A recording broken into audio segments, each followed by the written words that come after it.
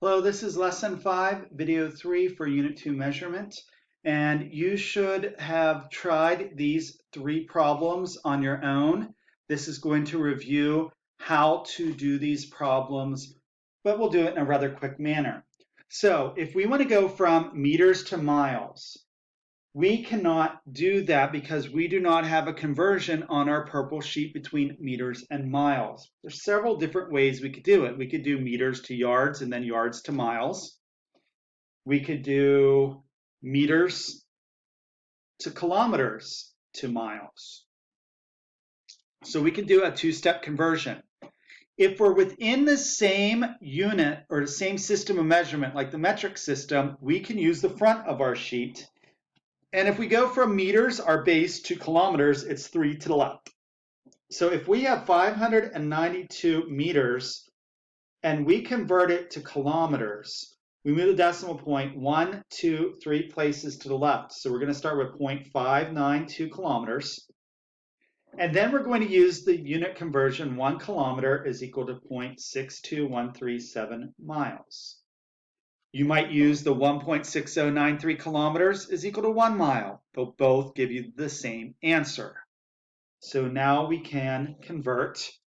The kilometers go in the bottom, so our units cross out. And our miles goes on the top. So our kilometers cross out. We multiply the two numbers together, and we round it to 3 significant figures. So we end up with 0.368 miles as our answer. For number 2, here we have hectoliters to gallons. If we look on our purple sheet, we do not have hectoliters listed in any of the unit multipliers, but we do have one between liters and gallons. So we can go from hectoliters to liters and then to gallons.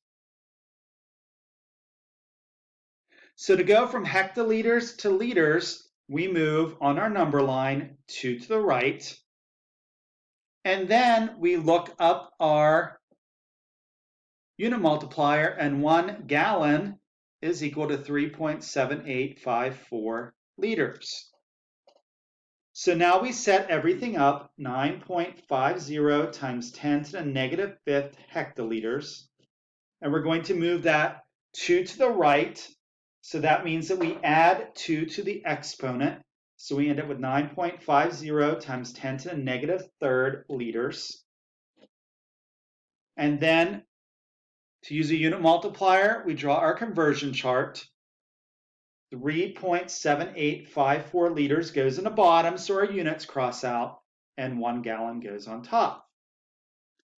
So now we have to divide our two numbers, 9.50 times 10 to the minus 3rd, divided by 3.7854 liters. We have 3 significant figures in our given number, so our answer should have 3 significant figures, and we get 0.00251 gallons. Or if it's in scientific notation, 2.51 times 10 to the negative 3rd gallons. Either one works. You don't have to write both as long as you have one of those answers. And then finally, our last example. Here we have days to minutes. We don't have a conversion to convert from days to minutes. We have to go to hours first. So days to hours to minutes. So we're going to use 1 day is equal to 24 hours, and 1 hour is equal to 60 minutes. So as always, we start with what's given, 0.0045 days. We draw our conversion chart. We want days to cross out, so the unit of days is going to go in the bottom, and the number associated with that is 1. The other part of it's 24 hours, that's going to go on the top. And our units of days cross out. Now we want to convert from hours to minutes. So we want the unit of hours to be down here and minutes on top. So we put in the numbers. 1 goes with hours and 60 goes with minutes. So our unit of hours cross out. We're left with minutes, which is what we want. So Numbers are all in the top, so we just multiply these three numbers together, two significant figures, and we end up with 6.5 minutes. There are several worksheets for this since this is a skill that we're going to be using on and off all year.